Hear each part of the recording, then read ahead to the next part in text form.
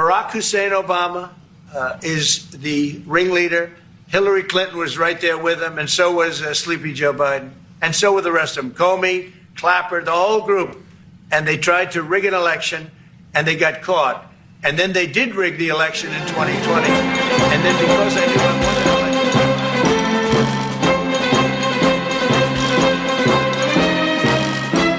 election... This week on Instant Experts, we join the world in celebrating Coldplaygate, where Detective Inspector Chris Martin busts the baddies in record time.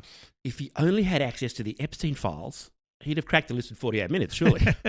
American carnage galore, including the origin of American Carnage. And Donald Trump is the prime suspect. And in sport, the Wests Tigers have a win, while the Newcastle Knights have a Wests Tigers. I saw it with my own eyes, and each of them. Welcome to Instant Experts. Please read the HR Policy edition. It's all the latest news explained by idiots, here to keep you sane in a crazy world. I'm Henry Lee, and as always, I'm here with my dear friend, the Honk. Honky, welcome. Henry, a pleasure to be here, as always. What a week. We say it every week. This is a show about crooks, fuckwits and morons. Only this week, it turns out, who knew, they are not all politicians and public figures. Well, they're not all politicians. One of them is now a public figure. Yes, some indeed, of them are just Coldplay fans, I think is the point you're making. Yeah, I think that's right. Some of them are just audience members at Coldplay concerts. That's surely where we've got to start this week, doesn't it? Absolutely. I mean, it's not news now. This story broke right after we recorded last week's episode. Yes. But we have to acknowledge the outstanding effort, do we not, of a bloke that nobody had heard of, to your point, who managed to get himself into the Crooks, Fuckwits and Morons Hall of Fame in one fell swoop overnight. Yeah, I mean, the sheer majesty of it, Honk, means we've got to put it on record. Yeah, we do. Look, everyone knows the story by now all over the world. It's one of the truly great viral moments in online tremendous. history. It brought the whole world together. It did. As one. Yeah, so the short version is the Coldplay was doing a concert at the Gillette Stadium it's in Boston, in Massachusetts, yeah, right? home of the New England Patriots. Yes, indeed. And they do kiss cam, of course, partway through the concert, like they do it. As you do, yeah, standard practice for concerts and major sporting events, MLB, Big Bash, etc. Only they managed in the kiss cam to pick up a couple canoodling who immediately turned away in horror from the camera like they'd been busted big time. That's right. The guy melted under the seats, literally hid. Yeah. Of course, they had been busted big time. Indeed. So Chris Martin, the lead singer of Coldplay, then literally says they're probably having an affair. Ha, ha, ha. Indeed. And it turns out he was spot on. So the guy was a guy called Andy Byron, who was CEO of a company called Astronomer. And the woman's name is Kristen Gabbard, and she was his director of HR. Only one problem with all of that, of course, which was? Old Andy was married, as was young Kristen. Company, of course, it turns out, did not know about the affair. No, which is a real problem for a board, because you've got a CEO evaluating the performance of the HR director he is shagging, and you've got the HR director helping evaluate the performance of the whole staff with a serious undisclosed conflict of interest happening. Don't you just love the rank hypocrisy? I mean, presumably the CEO brought her in to model values about appropriate workplace behaviour, while plainly having in fact hired her to bone her in the butt on company time, or possibly for her to bone him in the butt on company time. No judgments. No judgments. I wonder if they videoed it Mark Latham style. That could be Coldplay's next clip, right, couldn't it? And to be fair, Honk, I actually looked up Astronomer's company values. They're on its careers page, and they say nothing about staff not rooting each other.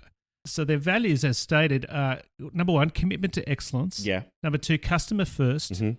Number three, hiring incredible people who drive innovation. Mm-hmm. And a product focus. So as far as I can tell, Honk, as long as you are an incredible root, fully focused on satisfying the needs of your colleague / your customer. With a bit of innovation thrown in. That's right. Maybe some freaky stuff. Like handcuffs. Yeah, dominance.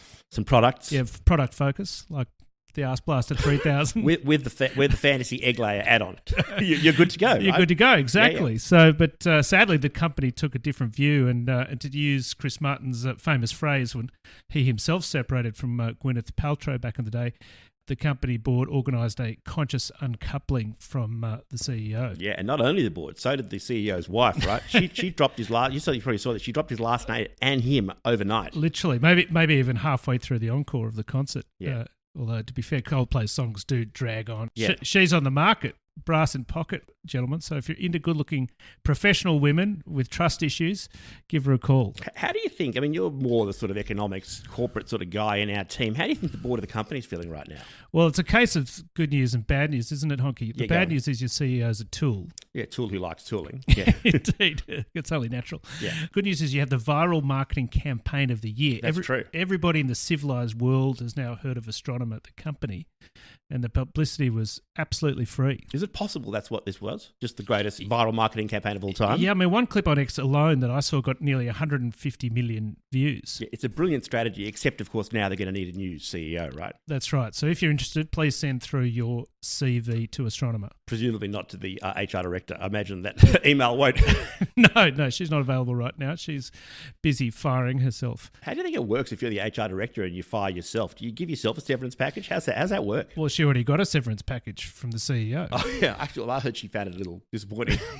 Yes, she was expecting something a little bigger, or at least a package that'd last a little longer. Yeah.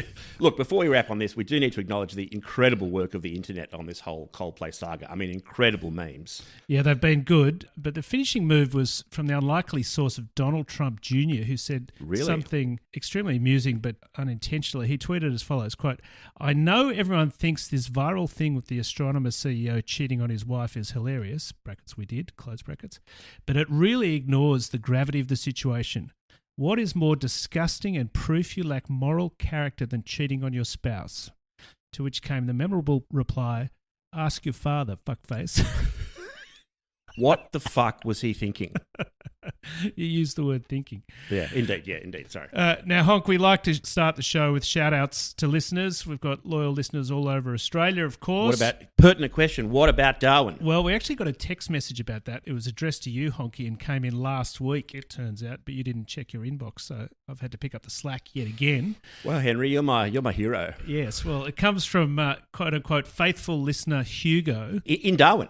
Well, it says, "Greetings, Honk from Darwin." Yeah, that's exciting. Brackets the road in Houston, Texas. Aha. Well.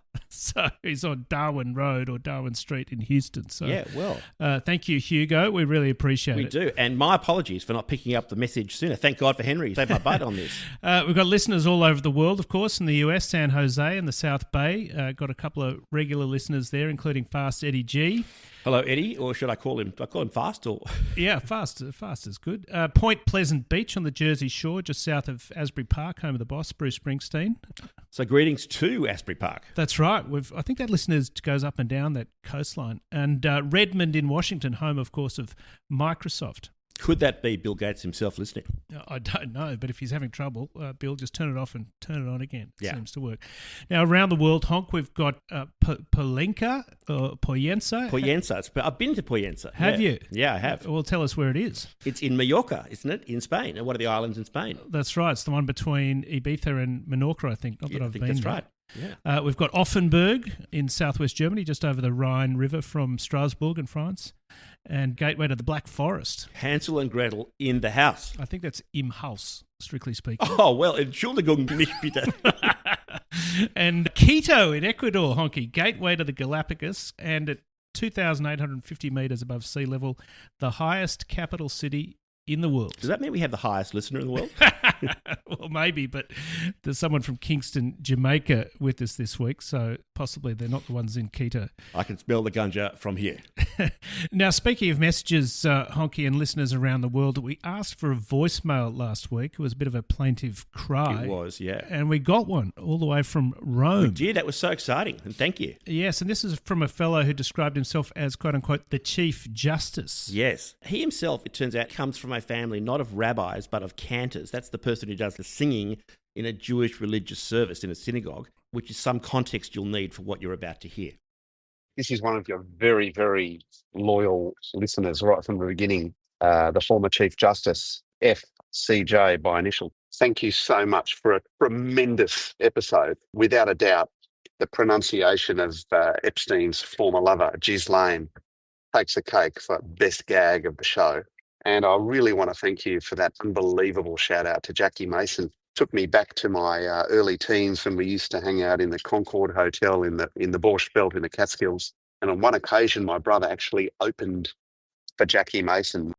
He's got so many fantastic jokes. One of his standouts was, he says, I went to my psychiatrist and he told me I had a split personality. I said to him, very good. The other guy's going to pay your bill. Anyway, lots of love. See you later. Well, that's lovely. So thank you to the Chief Justice. Yes, indeed. Thank you. Drop us a line anytime.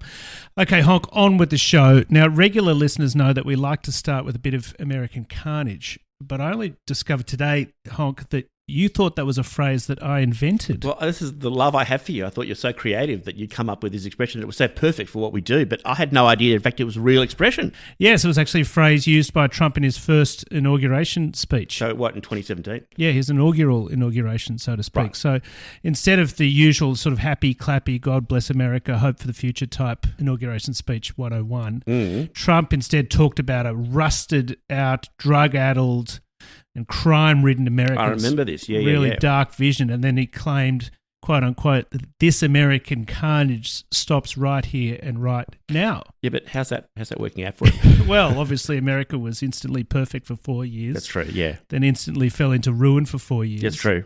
And now it's either back to perfect or it's Biden's fault. Unless, of course, it's Obama's fault. Don't forget the black guy.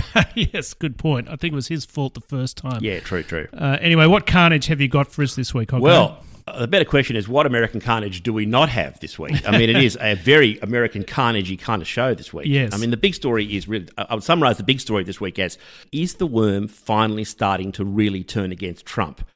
Obviously, read Jeffrey Epstein, but maybe more broadly. I mean, there's a lot going on with this story. As we've talked about before on the show, Trump desperately tries to distract people from his connection with Jeffrey Epstein. Yeah, the old pimp, the child molester, the old rapo. Epstein, that is. Yeah, exactly. We're not saying that Trump's any of those things. No, we're definitely not saying any of that, although he is old. Anyway, Trump is trying everything, as we've talked about, to bury the story. Just for example... Talked about it for a couple of weeks, so he's been trying to bury it for a couple of weeks. And it's getting worse, not better, you'd say, right? Yeah, it's like The Walking Dead. It really is. This week, for example, the White House lent on the House Speaker, who's obviously Republican, Mike Johnson, to send Congress home, if you can believe it, for summer break a day early to avoid having to vote on a resolution about greater transparency in relation to the Epstein Files. Well, to be fair to Congress, they've earned a break from doing nothing, Honky. That's true. Except let Trump walk all over them on tariffs and 50 other things I can think of. Yeah, but that's exhausting. Being walked over like that, it's fucking exhausting. But the big story is that Rupert Murdoch seems to have turned on Trump via the Wall Street Journal. Yeah, so tell us all more. It started with him allowing the Wall Street Journal in the last week to run this story, which you'd call the cartoon birthday card story, right? That's right. Murdoch, of course, owns the Wall Street Journal. He does, yeah. Someone put together a collection of letters from Jeffrey Epstein's friends that were done for Epstein's 50th birthday in 2003. One of them is pretty clearly from Trump, and it shows a naked woman, including the woman's breasts, and a Donald signature in the place where the pubic hair would be. Right, lovely. And there were also several lines of typewritten text, including the line, quote, "Happy birthday, and may every day be another wonderful secret." Oh, dear me. I can only imagine what that might refer to. Who could possibly know what it referred to? But the beauty is that Trump then denied either that he wrote the letter or drew the picture, or in fact, and this is the great Trump fuck-up, he always just goes one step too far. Yes. He didn't just deny that he wrote the letter or drew the picture. He claimed he had never drawn any picture ever. Right, except for all the other pictures drawn by Trump that the New York Times then published. Yeah. Because many of them had been auctioned publicly. Of course. So apart from that, he'd never drawn any pictures, including the picture that he did draw. Yeah. But of course, Trump then turned around and threatened to sue the Wall Street Journal if it published the story. And in fact, he is now suing them, I think, for, isn't it, $10 billion or something? That's right, now that it has published the story. So, he's suing Rupert Murdoch, so good luck with that. One of the world's richest men. He's got actual cash, not Trump coins, pledged to be bought by the world's ne'er-do-wells. Yeah, neo-Nazis and so forth, yeah. Yeah. And now, of course, the Wall Street Journal has, in response, they have doubled down with another story. This one now saying that the Attorney General, Pam Bondi, it turns out had told Trump back in May that his name was definitely in the Epstein files. Right, which was right before the investigation was shut down. Yeah, but again, nothing to see here except Trump's name appearing 5,000 times. Yeah, and some new drawings if you're lucky. Well, a big shout out to the Wall Street Journal and its editor. There are a lot of media companies wetting the bed at the moment. Sure are. Which they, at least at the Journal, have balls of steel. Yes, and in fact, when you say balls of steel, in fact, this editor of the Wall Street Journal is actually a woman. English journo, right? Yeah, she's named Emma Tucker. She's a former editor of the Sunday Times, and before that was on the staff at Financial Times, so she knows her economics, and she clearly has both brains and a backbone. No wonder Trump hates her guts. Indeed. Of course, Trump tried to strong-arm her directly on a phone call before publication. Yeah, he said that he called her from Air Force One. Did he? And she wouldn't back down, though she clearly wouldn't be doing this without Murdoch's backing, or she'd be gone by now. Yeah, you'd think so. Yeah, so the question is, who wins this clash of the titans, do you think, Murdoch or Trump? I mean, Murdoch made him. Is Murdoch going to break him? Well, let's hope so. But Honk, perhaps the most alarming feature of this story is that Rupert Murdoch is suddenly the good guy. Yeah, that is weird. When did that happen? What is happening? And for 30 years, he's basically been in a two-horse race for America's worst Australian with Mel Gibson. And what's he doing? He's throwing away a lifetime of being a total cunt. He's 94 years old. He's so close to the finish line. Unbelievable. So close to the prize. They've even made a show about his country being Succession. Surely he has to finish the job. He can't throw it away now. Well, of course, what we're overlooking, it just dawned on me, is Murdoch might win anyway on a technicality. How so? I think Mel Gibson has never actually been Australian. I did not know that. I think from memory he was born in America, only moved to Australia when he was 12. Right. So I think he's an American citizen by birth. Right, at least while the Constitution remains in force. Yeah, good, very good point. That's right. Trump's trying to get rid of birthright citizenship. He is. Except, yeah. of course, that's only for blacks, Jews, wogs, dagos, chicos and towelheads. Not That's right. Not honkies. Well, exactly. That's good news for... Honks Sure. everywhere. Yeah, absolutely, yeah. But Gibbo moved to Australia. But he never took Australian citizenship.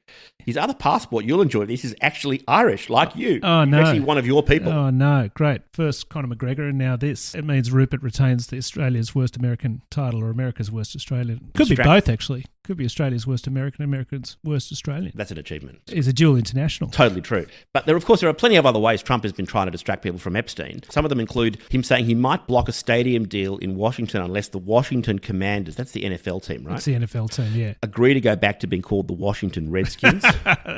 That's a big step forward, isn't it? Is that going to be a code share with the soccer team, the DC Crackhoes? Well, I think the name's still up for debate. I think they're debating also like the DC N-words, the DC Marion Barrys. What about the DCCC? Like the DC Chocolate City. Yeah, Chocolate City. Chocolate City, yeah. Little nod to Parliament there. Another distraction is releasing the MLK files, documents associated with the assassination of Martin Luther King, the great black civil rights leader. What a brilliant idea to try and distract Republican racists who don't give a fuck about Martin Luther King, don't even think his birthday should be a national holiday. How are they going to be distracted by Martin Luther? Who else is Trump trying to distract these people with? Like the assassination of President McKinley? Like what? I didn't know President McKinley was assassinated. Yeah. When did this happen? 1901. Wasn't it the World Expo in Buffalo? I don't know. I didn't know he was assassinated. You tell me. For you. Yeah, he's not 242 years old. I think he was murdered at the World Expo in Buffalo in, I think, the Temple of Music Pavilion by an anarchist called Leon Czolgosz, who thought McKinley represented capitalist repression. Honky, I'm impressed. Don't get too excited. The only reason I know that is because I love a lavish musical. And there's a Sondheim musical called Assassins. Straight guy likes musicals. Yeah, he loves musicals. There's a Sondheim musical is about famous assassins of presidents. Right. Also, don't get upset. I mentioned McKinley. It's probably time to break this to you because I know how much this guy means to you. But President James A. Garfield has also been killed. Oh, no. In 1881. I love that guy. Yeah, he was shot by a guy called Charles J. Gatteau, who was a lunatic, disgruntled office seeker who felt entitled to a government job. Right. Was he in the Sondheim musical as well? He is. He sings a great song called I'm Going to the Lordy. I am so glad. It's a great song. I might even sing it for you one day. Honky, this is... I am going to the Lordy. I am so glad. It's a great song. But the strangest bit of this is not my singing. The strangest bit of this is you're turning into me. I know, very strange. with 5-hour lectures. With a musical break. That Trump has been has been... The singing lecturer. The weirdest bit of all this is Trump trying to deflect attention from the Epstein Files by alleging that it's part of a wide-ranging conspiracy against him by the Democrats that includes what he says are fake allegations that Russia interfered to help him win the election in 2016 over Hillary Clinton. Yes, in relation to the Epstein Files, Trump has simultaneously claimed he would release them and that they were fabricated by the former FBI Director James Comey, Hillary Clinton, whom you mentioned, Joe Biden, of course, Barack Obama. And he's got Tulsi Gabbard, his Director of National Intelligence, to threaten criminal charges and make treason allegations against the Obama administration for suggesting that Russia played any part in that election. Which it clearly fucking did. It did, exactly. So there was not one, but two congressional inquiries. One was Republican and one was bipartisan, which found that Russia repeatedly attempted to influence the 2016 election. And the second one, in fact, the Republican one, was led by Marco Rubio, who's now Trump's Secretary of State. He's only one of the people in the current Trump administration who has always said that Russia interfered in the 2016 election. Trump's current CIA director, John Ratcliffe, when he was being confirmed as Trump's first director of national intelligence, he said that there was no doubt that Russia interfered in 2016, the 2018 midterms, and they were going to try to do it again in 2020. And he was DNI before Tulsi Gabbard. Yeah, so what's Tulsi Gabbard smoking? First of all, as we've talked about before on the show, she has often been described as, quote, Russia's girlfriend, as widely suspected of having been a paid agent of the Putin government. Yeah. So the answer to your question is it's possibly Russian sausage that she's been smoking. Wasn't she a Democrat at one point? She was a Democratic congresswoman until like 4 years ago, until 2021. Yeah, I guess the Republicans pay better. Well, the Russians definitely do. She's also trying to save her own ass. She's apparently on the outs with Trump because during the Israel-Iran crisis, she publicly questioned if Iran actually had nuclear military capability. Yes. And Trump had to rebuke her publicly and tell her to shut up. Yes, Daddy was not happy, or perhaps Granddaddy was not happy. Trump, of course, hates these Russia allegations above all because, one, they're true. Yes. And two, he hates anything that makes him look like he's not a winner on merit, which he never has been, which he knows deep down. Or not even very deep down, which is, again, why he hates the allegations. I mean, that's it in a nutshell. But the finishing move this week is Trump released this AI video on his Truth Social that has Obama being arrested by FBI agents in the Oval Office during a meeting with Trump while Trump watches and laughs. It's unbelievable. And to say nothing of wildly racist. It is designed to evoke 1,001 images we've all seen of black suspects being taken down by cops. And, of course, the irony of it all is that Trump himself pushed the doctrine of presidential immunity, which the Supreme Court that he stacked has supported. So he might accuse Obama of treason, but good luck with getting a conviction. Yeah, especially when the guy's clearly done fucking nothing wrong. No, except possibly fix the healthcare system and kill Osama bin Laden. Apart from that, he's done nothing wrong. But all of these distracto bombs, they're simply not working. I mean, one of the great Trump lovers, this far-right MAGA influencer guy who's hung out repeatedly with Trump in Mar-a-Lago, really misogynistic, guy called Nick Fuentes and a racist. Right. He lost his mind. He totally turned on Trump this week. Have a listen to this. And now he says, if you're not on board with the Epstein cover-up, I don't want your support. You're a weakling.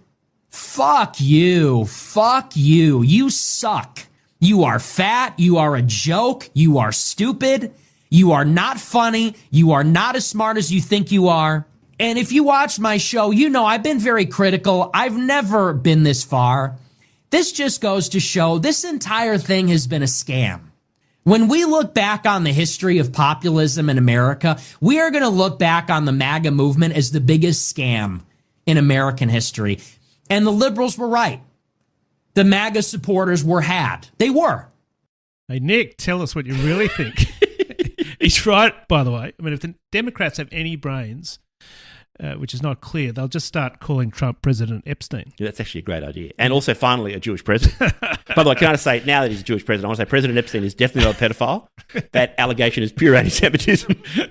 Now, Honky, time for quick shots, and maybe not a quick shot, but it's a lot of fun, so we've got to talk about it. An update on the Kennedy Center, which we talked about way back in episodes 3 and 4. We've talked on the show before about the Republican Party's frequent grovelling to Trump's like fragile ego, yeah? Yes, all the bootlicking in the televised cabinet meetings a la North Korea. Yeah, but this one is just absolute corker. So Republicans in Congress have proposed to rename the second biggest theatre at the Kennedy Center as the Melania Trump Theatre.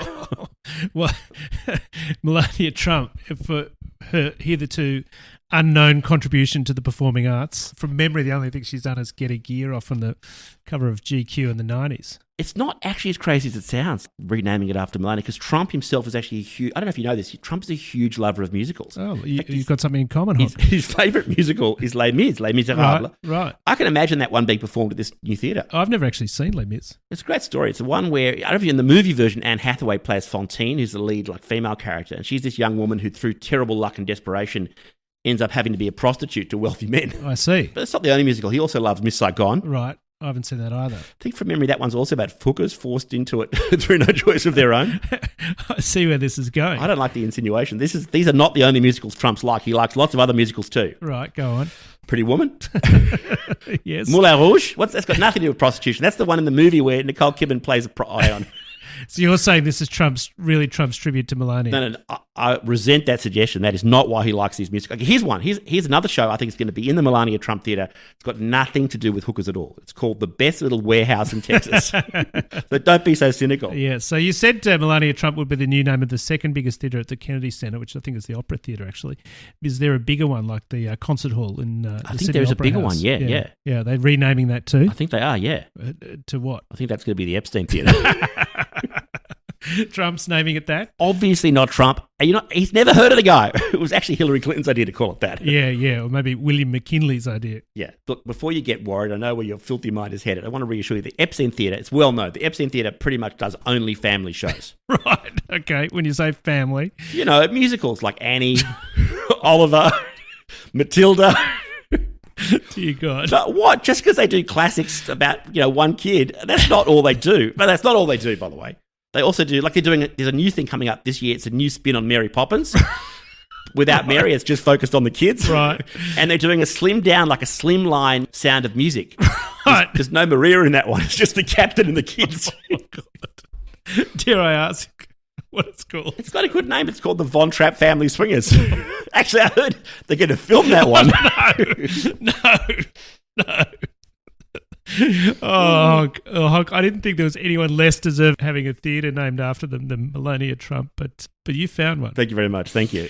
Okay, Honky, let's move on. Got to be time for sport, and Yes. It might be time for an update on our beloved West's Tigers. Our beloved rugby league team, the three-time wooden spooners, that is last place finishers, who we were hoping were shooting for 4 wooden spoons in a row. And we haven't talked about them, I think, for 3 weeks maybe, and the last time we did, we flagged that they might be playing a team called the Gold Coast Titans in the Spoon Bowl. That's right. Like, you mean the race to see who can come last. On the last day of the season on September the 6th, but they also played the Titans last weekend and won, Honky. I actually, don't dive a stroke, I actually watched this. It was a pretty terrible game with a lot of incompetence on both sides. No, well, wooden spoons aren't given, Honk. They must be earned. Oh, yeah, true. And further to our thing about Tigers trying to come last 4 times in a row, they blew it. Right. They kicked a miracle field goal with 10 seconds to go and they won by 1 point, 21-20. Yeah, and they've now rocketed to 12th on the ladder. They're 2 wins clear of last place. Did you see what happened in this other game, though?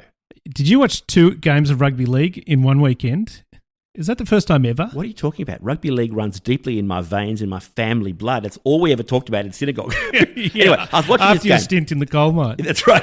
I was watching this game between the Newcastle Knights. Oh, you and really the, were in the coal mine. Yeah, right. Yeah, I was. And the Auckland Warriors and New Zealand Warriors. New Zealand, they used to be the Auckland Warriors. They're the New Zealand Warriors. Yes, yeah. I was watching this game in Newcastle. You were at the game? No, I was at a family event. Oh, you're watching the Newcastle game. But they're in big Newcastle. fans. And the Right. point is, this is the game straight after the Tigers game. And to be honest, I actually thought I thought the Tigers were still playing, Right. except it was the Newcastle Knights, not the West Tigers. Right, what happened? I don't know if you saw the game, but the I didn't Warriors, know. right towards the end of the game, it was a pretty scrappy game also. The Warriors and the Knights are even, right? The Warriors had just scored to make it 14-14. Then what you're then meant to do is trying to convert the try, Yes. kick a goal, a field goal. You're getting the hang of this. I am, and they failed to convert, right? Yeah. And it was an absolute sitter. Yeah. Then the Knights tried to score like the Tigers did in the other game, like one field goal, like you trying to put them A point up, yeah. a point up, which they did. So then the Knights scored a field goal. Oh, right, so the Knights are ahead. Yeah, the Right. Knights are ahead, put up 1 point. So they're now 15-14 with 5 minutes to go. Yes, So now you've got to say, like, the Knights at this point look like a decent shot Yeah. to hold on win, right? unless the Warriors can kick a field goal to tie it up. Right, so the Warriors try a field goal right in front of the posts, and they missed. Right, And then the Warriors tried again, Right. and the Knights charged it down. Now it's 1 second to go, right? 1 second. Yeah, the Knights have They're it up won, by right? a point with a second to go. Right. All they have to do is fall on the ball, and it's over. Right. Except the charge down, West Tigers style, the charge down rebounds off the Knights player straight to a Warriors player 30 metres from the Warriors line. 0 seconds to go, and the Warriors have the ball. Yeah. Unfortunately, the Knights at this point think they've won and they've gone for cocktails. They're already like shaking the cocktail shakers on, and the Warriors guy runs like no one even tries to stop him for the line. The Warriors score and they win. So they win after full time. To make it 18-15. In the final insult, they finally converted the penalty and made it 20-15. Oh, my God. I know that sinking feeling the Knights fans would have had. I know that feeling so well. Remember, there was one a couple of years ago when the Tigers only had to kick off successfully and they still managed to lose. They conceded I the forgot penalty about and it. lost. I think I blocked that one from my memory. So my thinking is maybe this is contagious. Like my thinking, like there's, you always hear about these, these weird, viruses that you hear like in the Northern Territory that are mosquito borne, like the West Nile virus. Right. I've got a theory that That might be there in might Egypt, be like surely. there might be a thing called West Tigris virus. Right. And I reckon the Knights may have West Tigris virus. Right. And we may need to have urgent testing of all NRL teams for West Tigris virus before every other NRL team starts choking in the last second of the game like the West Tigers always have historically. Well, surely we want to spread that virus far and wide. Shouldn't West Tigers aspire to be the Wuhan of the NRL? Oh, I get it. This is actually, no, it's actually genius, right? It was just beyond me. This virus, this is the secret to the West Tigers finally winning the comp for the first time in 20 years. Yeah. Maybe why don't they could even do like the full COVID and like lock Melbourne down for 262 days in celebration. I'm not. It's still a pretty touchy subject down here. Okay, Honk, that's all we have time for, I think, except to mention, of course, that I'm still running second in the Morningstar tipping competition. Oh, my God. We haven't talked about that for a No, couple we of haven't. months. I've really missed it. Yeah, too. but damn you, Craig Trelaw, I will run you down. Yeah. Find us in all the usual locations, especially TikTok and Instagram, and please share us on socials with your friends, WhatsApp, etc., and rate us 5 stars. Yes, please. At least 5 stars. And as we say every week, also check our show notes. On our show notes, which are there on every place you get this podcast, you can send us a text from the show notes and we'll read it on the show, like we did today. You can send us a voicemail direct from the show notes and we'll play it on the show like we did today. And as we always say, read our show notes because there are some jokes in there which are, if it's possible, even dumber than the ones we do on the show. Often written by the honk at 4 a.m. with a hairdryer I deny that. Deny that. blowing at his head. The only bit I admit to there is the hairdryer. That's the only bit I admit to. All right, we'll be back next week at the usual time of early Saturday morning, Australian Eastern Standard Time. But before then, we usually like to finish off with some audio of crookery, fuckwittedness of moroniciosity. And this week it's you. You got the goods this week, or the bads. Well, indeed, because we mentioned Mel Gibson earlier without Yes. context, and the reason we mentioned him this week is he's prompted the Trump administration to reverse a previous law that prevents felons and anyone convicted of domestic violence offences to own guns, or at least give the Attorney General Pam Bondi the discretion to give guns back to felons and people who've been convicted of domestic violence. That seems like a pretty sensible rule, given that the most common type of murder is men murdering their female partners. Because Mel Gibson himself was convicted of assaulting his ex-girlfriend, he couldn't have a gun, which he didn't like. Because he's a fucking psycho, and fucking psychos need guns. Yeah, so our Mel asks Donald Trump if he can get his gun back. The case gets reviewed, and the lawyer on it says no. Thank God. Right, so of course Trump fires the lawyer. Oh, of course. Bondi I fires the forgot lawyer what universe we're living in. on Sorry, Trump's yes. orders. So her name's Liz Oyer. Oh, yeah. She's on TikTok, well worth a follow. Anyway, so they also changed the rule, allowing felons and domestic abusers to get their guns back, which is now known as the Mel Gibson rule. So that's the audio we're hearing. No, Liz Oyer does do a good clip on it, but no, the clip is about the other thing that has just happened, which is Donald Trump Jr. financing and listing a gun sales business. So just to make sure I understand this, by remarkable coincidence, Trump Sr. loosens the gun laws just as Trump Jr. happens to back a gun sale business. Is that right? That's right. And the audio is nuts. It's Trump Jr. talking about how exciting it is for lots more people to own guns, including first-time gun buyers, women and young people. I mean, the only good thing about this clip came from TikTok was the comments. The first of which was to the effect, nobody would believe the US has any schools if it wasn't for the shooting. So we'll leave you with that. Plus, so you don't collectively jump out the window, we'll go on this Donald Trump Jr. guns website and try and end it all.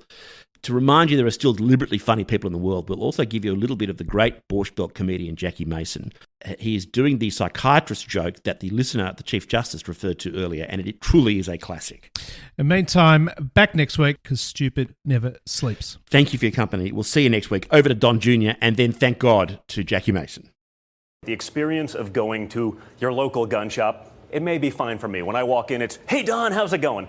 If you're a first-time gun buyer, if you're a female, if you're someone that's young, that's an uncomfortable experience in many cases. So Grab a Gun allows you to do that the way you'd buy everything else, like you would on Amazon if you're buying home decor or other goods. And it's been incredible. And so it's a company with real revenue. They're doing $100 million a year. And, you know, pretty cool to take a gun company public on the New York Stock Exchange. The great trick is to know who you are. Most people don't know. Thank God I know. I didn't always know. I'm not ashamed to admit it. There was a time I didn't know who I was. I went to a psychiatrist. I did. He took a look at me right away. He said, this is not you.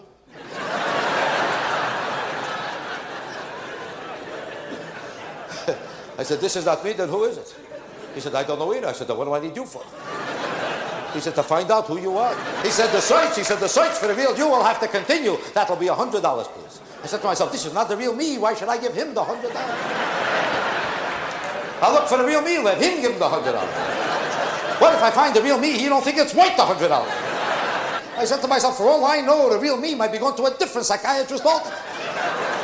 Might even be a psychiatrist himself. I said, wouldn't it be funny if you're the real me and you owe me $100?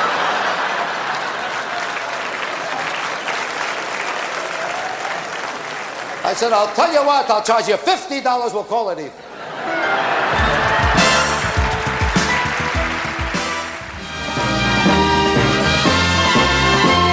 People say, oh, you know, a group. It's not a group.